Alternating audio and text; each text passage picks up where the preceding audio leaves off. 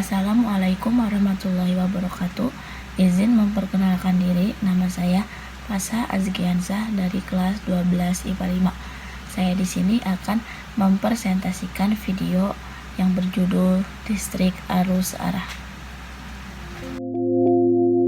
Pada listrik arus arah ini kita akan mempelajari tentang rangkaian hambatan listrik. Yang pertama ada rangkaian seri, yang kedua ada rangkaian paralel, dan yang ketiga ada rangkaian campuran. Sebelum kita memulai ke materi inti, kita akan mengetahui dulu apa sih itu arus listrik searah.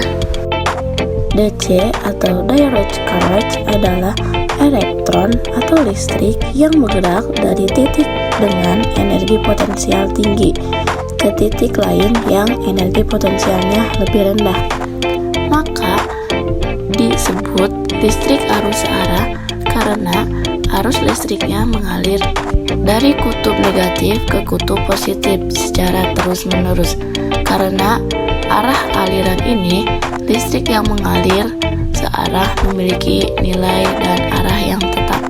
Dapat disimpulkan bahwa arus listrik searah adalah arus listrik yang nilainya tidak berubah. Nah, ada sedikit sejarah nih buat teman-teman. Thomas Alva Edison merupakan orang pertama yang melakukan penyaluran tenaga listrik arus arah secara komersial pada akhir abad ke-19.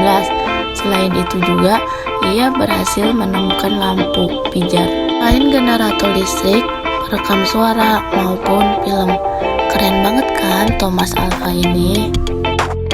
Materi yang pertama ada rangkaian seri. Rangkaian seri adalah suatu rangkaian listrik yang terdiri dari hanya satu jalur untuk melewatkan arus.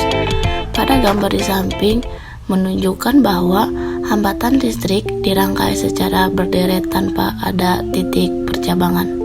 Hambatan total pengganti pada rangkaian seri merupakan hasil penjumlahan semua hambatannya secara matematis dirumuskan seperti pada gambar di samping. Oke, mari kita lanjut ke materi yang kedua, ada rangkaian paralel. Nah, apa sih rangkaian paralel itu?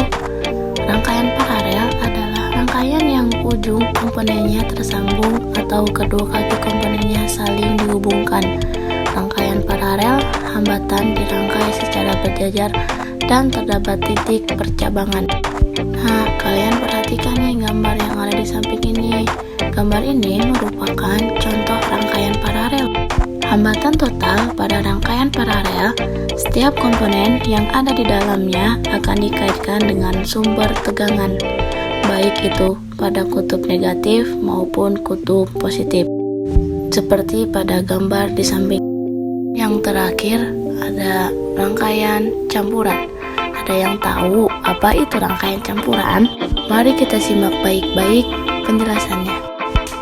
Rangkaian campuran merupakan gabungan dari rangkaian seri dan paralel. Secara umum, karakteristik dan hukum yang berlaku pada rangkaian campuran juga mengikuti keduanya. Contoh rangkaian campuran seperti pada gambar di samping. Kita lihat baik-baik. R1 itu merupakan rangkaian seri.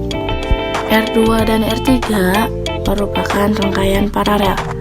Jadi, jika ingin mengetahui semua hambatan totalnya, kita harus mencari dulu hambatan total rangkaian seri dan hambatan total rangkaian paralel. Ternyata, rangkaian campuran itu mempunyai kekurangan dan kelebihan loh.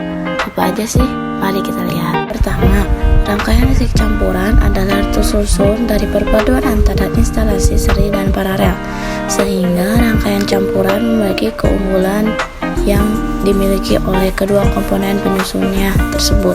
Yang kedua, kita dapat menghindari rangkaian listrik kompleks. Hal ini berlaku baik dari segi desain maupun perhitungan arus, tegangan, dan juga hambatannya. Yang ketiga, pada rangkaian campuran, apabila terjadi kesalahan instalasi, maka nantinya akan dapat dengan mudah diketahui dan ditangani sedini mungkin. Dan kekurangannya, yang pertama, proses instalasi lumayan ribet.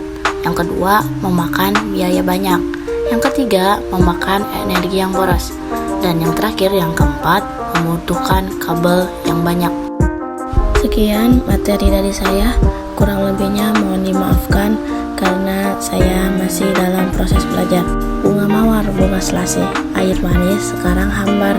Cukup sekian, terima kasih. Jangan lupa selalu bersabar. Wassalamualaikum warahmatullahi wabarakatuh.